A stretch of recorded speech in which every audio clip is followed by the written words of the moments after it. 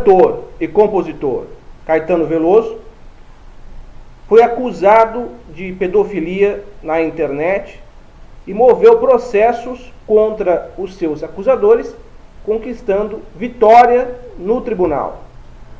Eu sou o escritor Gabriel Santamaria e no podcast dessa semana falarei sobre esse caso que movimentou a internet nos últimos dias. Gostaria que vocês se inscrevessem neste canal do YouTube para que recebam os podcasts semanais.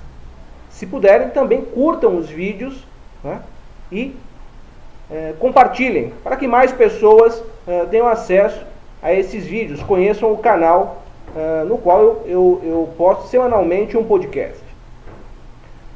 O fato, né, que causou um imbróglio jurídico, ou melhor dizendo, teve um desenrolar jurídico, começou quando alguns dos líderes, né, da nova direita, a pretexto de uma entrevista, né, concedida pela esposa do cantor e compositor Caetano Veloso, né, a Paula Lavigne, esse grupo de pessoas viralizou, né, sobretudo no Twitter, a hashtag Caetano Pedófilo. Né. Isso se deu porque Paula Lavigne, né, em 2016, né, admitiu em uma entrevista à revista Marie Claire, né, que seu marido teve relações sexuais com ela quando ela tinha apenas 13 anos e ele tinha 40. Como recentemente, né, Caetano se manifestou contra esses mesmos grupos conservadores que afirmaram haver apologia, né, de pedofilia ou sexualização, né, de imagens infantis, né, em exposições patrocinadas pelo Santander e também no que tange aquela performance de um artista, o suposto artista, né, um artista nu, né, com um homem fazendo uma performance, só que sem roupas, junto com crianças, né, no MAM, no Museu de Arte Moderna, né.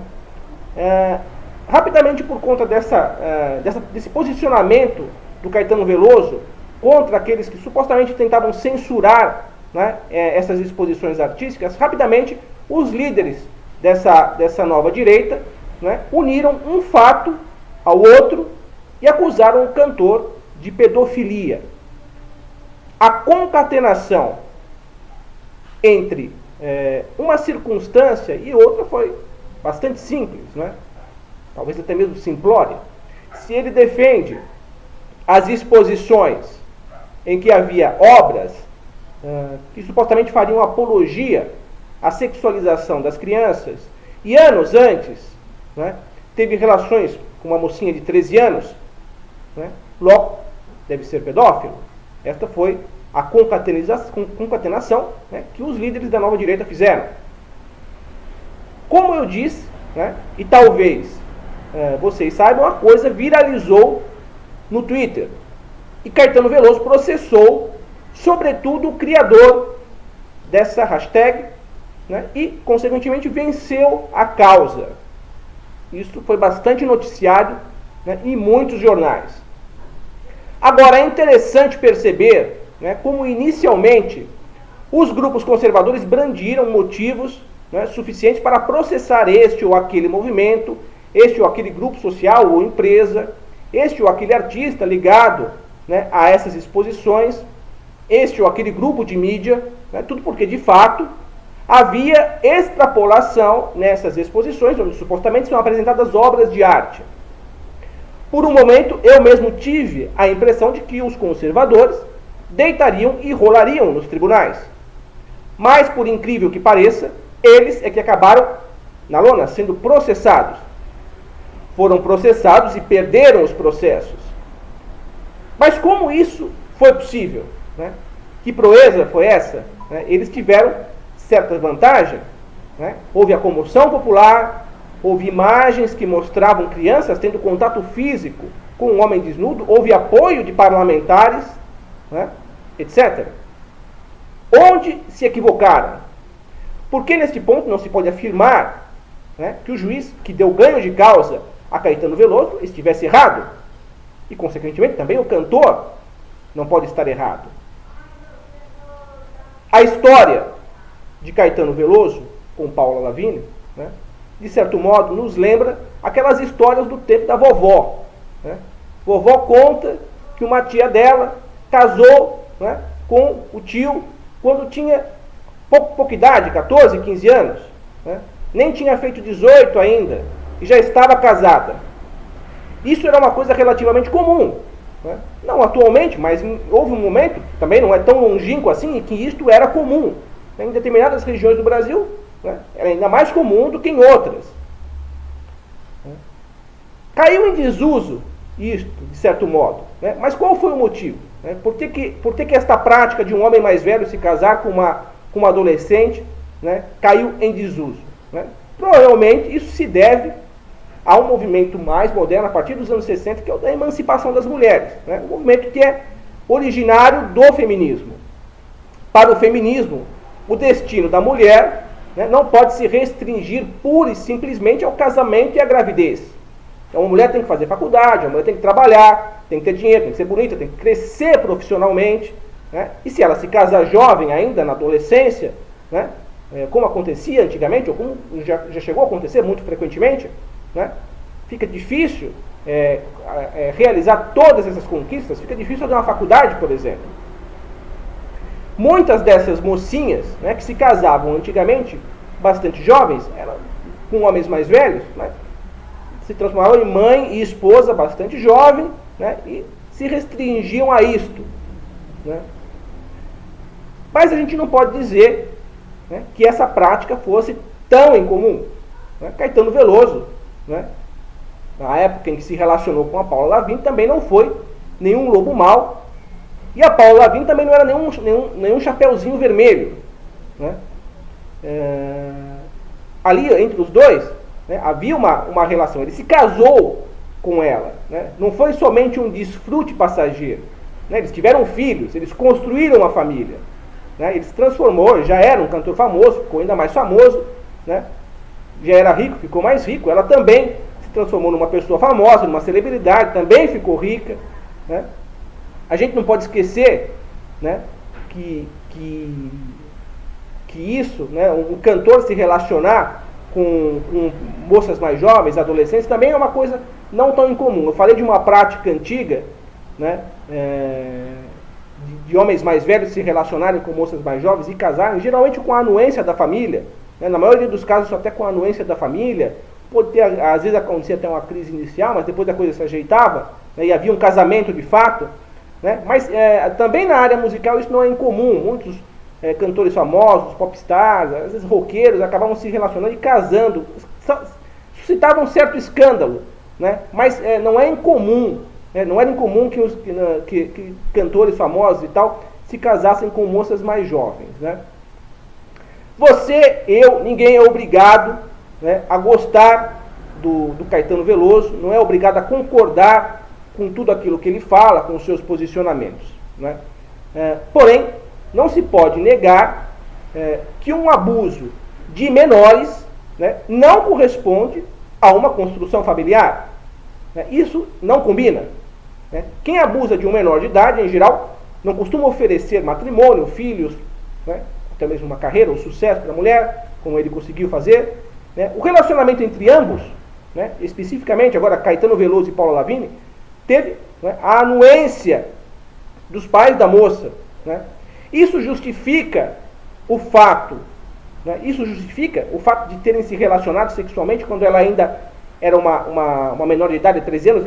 Isso é razão suficiente? Né? Bom, a gente poderia criticar, né, a rapidez com que o intercurso sexual ocorreu entre os dois. Ela mesma, na entrevista, fala: eu era uma menina ainda. Né? O casal podia ter esperado um pouco mais, né? Talvez ficado só nos beijinhos durante um tempo, né? Indo no cinema, num parque. Né? Mas não aconteceu assim. Né? E deve-se entender, né, que, no final das contas, eles se casaram. Né? E se casaram, as intenções, né, do rapaz na época, já era um homem de 40 anos, as intenções eram suficientemente sérias. Né? Ou como eu falei, não foi tão somente um desfrute. Geralmente o pai das moças perguntavam quais são as suas intenções, né, para o noivo. Pelo que me consta, se a gente pegar a história inteira do Caetano Veloso e da Paula Lavigne, as intenções eram boas, já que ele se casou com ela e teve filhos, ou seja, ele não usou a moça. Né? Então, tudo isso a gente tem que levar em consideração ao analisar o caso. A mera acusação de pedofilia, quando a gente analisa o histórico todo da vida de Caetano Veloso e de Paula Lavigne, é uma acusação que fica extremamente torta, né? Fica bastante descaracterizada. Né? Como eu falei, principalmente quando a gente observa o histórico do casal. Né? Mas para que a gente faça isso, né, é preciso ter um olhar, né, mais objetivo, realista e sensível, e menos voltado para a tentativa de criar polêmica. É preciso ter um bocado de sensibilidade para entender essa história. E não somente sensibilidade. Né? Digo que é preciso também ter prudência e inteligência. Né? Os escritores, né, e a pessoa que lançou a hashtag é um escritor, né, teoricamente não aprendem elementos básicos do direito nos manuais de estilo literário. O que não significa dizer que esse conhecimento seja desnecessário. Eu sou escritor, tenho 6 livros publicados, tenho um blog com quase 100 mil visitas ao todo, eu tenho uma página no Facebook com quase 6 mil pessoas, nunca fui processado. Né? E aí vocês podem pensar, bom, mas você não costuma tocar em questões difíceis, não fala sobre política, não fala sobre religião. O fato é que eu escrevo sobre política, eventualmente, eu escrevo sobre religião, eu escrevo sobre ideologias. Quando esses fatos das exposições vieram a público, né, quando nós tivemos conhecimento, eu escrevi textos, tem textos no meu blog a respeito desse assunto. Né? Mas, como eu disse, eu nunca fui processado. E por quê? Por que eu consegui tratar dessas questões sem ser processado? Basicamente, porque eu assimilei os elementos, né, de direito, pelo menos os elementos que dizem respeito ao meu ofício como escritor. Né? Querem um exemplo de como é importante a gente ter conhecimento, né, desses elementos essenciais do direito. Recentemente, né, esse caso a que eu vou me referir não tem nada a ver com o caso do Caetano Veloso e da Paula Lavigne. Um caso diferente, mas eu quero falar para vocês para que fique claro, né, o quanto é importante a gente conhecer esses elementos de direito, elementos jurídicos, até para uma autoproteção. Né? Esse caso a que eu vou me referir, né, aconteceu recentemente, eu li no jornal, na internet, foi uma notícia, né, mas acho que foi essa semana que passou. Né? A notícia consistia basicamente no seguinte: um homem foi preso em flagrante tendo relações carnais, né, com uma menor de idade. Né? Ou seja, foi preso em flagrante com a menor. Mas como é que o jornal, né, ou o site noticioso se referiu a este homem, né, a esse sujeito? A manchete era basicamente o seguinte: fulano, eu não me recordo o nome dele, né, é preso em flagrante como suspeito de pedofilia. Ele estava fazendo sexo com uma adolescente, né, mas o jornal afirmou suspeito e não propriamente pedófilo. Né? A resposta, né, do porquê a coisa se dá dessa maneira não é difícil. Né? Ele ainda não foi a julgamento, mesmo tendo sido preso em flagrante. Né? E se o juiz, o magistrado, acompanhado do júri, não deu, né, o veredito, o acusado é um suspeito, mesmo preso em flagrante. Agora, se as pessoas afirmam isto e aquilo nomeadamente, sem que a pessoa tenha sido julgada, estão afirmando por conta própria. Se o sujeito, em contrapartida, já tivesse sido condenado por um crime específico, né, e nós afirmássemos, ou qualquer pessoa afirmasse a condenação, mesmo que fosse uma afirmação pública, ele afirmasse a condenação, afirmaria aquilo que assegura a justiça e não ele próprio. Mas no caso do Caetano Veloso, o que a justiça nos assegura, por hora, não é nada, porque ele nunca foi processado, ele nunca foi acusado, ele nunca foi julgado, ele nunca foi condenado. Né? Ou seja, aquilo que foi dito na internet fica por conta de quem falou. Né? Aí alguém pode afirmar, mas o Código Penal assegura que a relação sexual entre um homem mais velho e uma menor de 14 anos constitui um crime de pedofilia. Se o Código Penal valesse, independente da atuação do juiz e do júri, não seriam necessárias a existência do juiz e do júri. Né? Então, isso significa o quê? Que não basta apenas apontar uma lei específica. É preciso saber se ela se aplica ao caso. Né? E quando essa lei se aplica ao caso, né, aí sim você pode afirmar. E não apenas quando se aplica, mas quando alguém da área competente já determinou que o sujeito é isto ou aquilo dentro de uma perspectiva jurídica. Né? No que tange ao caso, aí voltando ao caso do Caetano Veloso ou da Paula Lavigne, em primeiro lugar, né, na época, né, casos semelhantes de homens mais velhos que se relacionavam com mulheres mais jovens ou adolescentes, né, eram julgadas, né, caso houvesse, né, a acusação, eram julgadas caso por caso. Isso já foi dito na imprensa. Né? Em segundo lugar, se a própria adolescente, que era a namorada dele, nunca o acusou, né, se ela própria nunca o acusou e nem a própria família dela nunca o acusou, né, por que a acusação deveria partir de outra pessoa? Né? Em terceiro lugar, se o namoro entre os dois era consensual e de conhecimento dos familiares, né, também, né, é, no mínimo, leviano que a acusação de pedofilia tenha sido feita gratuitamente na internet. Né? E se tudo isso, né, que diz respeito à vida dos dois resultou em casamento, né, pode-se dizer que a situação, ainda que tenha tido equívocos iniciais, ela se transformou numa situação bem sucedida, com o nascimento de crianças, que hoje até já são adultos. Né? E pelo que consta, o histórico do casamento dos dois, Caetano Veloso e Paula Lavigne, nunca houve situações de agressões, de abusos, etc. Com tudo isso, né, aplica-se a lei mencionada a esse caso? Eu não sou juiz, também não sou júri. Né? Mas certamente um juiz e um júri levariam não apenas um intercurso sexual, ainda mais hoje, passados tantos anos, não levariam um intercurso sexual entre um homem de 40 anos e uma menina de 13 em consideração. Levaria em consideração tudo. Né?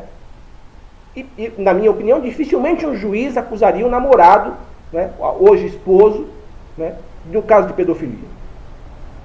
Uma velha amiga, né, me dizia que ninguém é totalmente inútil. No mínimo serve de mau exemplo. Né? As pessoas que conseguiram, né, ser processadas e perderam os processos, depois de terem a faca e o queijo na mão para moverem processos, né, servem de mau exemplo, né, para o restante do movimento conservador no Brasil, que não pode enfiar o pé na jaca de novo, como enfiou nestas situações. Né? Movimento incipiente que já demonstra ter muito a aprender. Eu sou o escritor Gabriel Santamaria, autor dos romances O Evangelho dos Loucos. O Evangelho dos Loucos está aqui, inclusive, para que vocês possam ver. Né? Também do romance O Arcano da Morte, né? E No Tempo dos Segredos. Então, eu sou autor de um livro de contos chamado Assim Morre a Inocência, um livro de poesias, Destino Navegante, e também um livro de crônicas, Para Ler no Caminho, que já teve um bom número de leitores, vende até que relativamente bem. Né? Como eu sempre falo, incentivar a leitura, a literatura nacional é uma coisa importante, faz bem para a nossa sociedade, principalmente quando a literatura é independente, ou seja, o autor não tem exatamente um vínculo com grandes editoras, ou seja, trabalha por conta, basicamente. Né? Sendo assim, eu peço que vocês visitem o meu blog, novacastalha.blogspot.com.br, conheçam um pouco mais do meu trabalho como escritor e comprem os livros. Né? Ali há trechos da obra, a sinopse, para que vocês conheçam. Né? Aliás, né, aqui na parte de baixo do vídeo vocês encontram também a sinopse de cada um dos meus livros com o link para a aquisição das obras. Vocês podem comprar através do cartão de crédito, débito automático ou boleto. Né? Fica aí o convite para que vocês visitem o blog e conheçam um pouco mais do meu trabalho. Eu desejo a todos uma ótima semana e até o próximo podcast.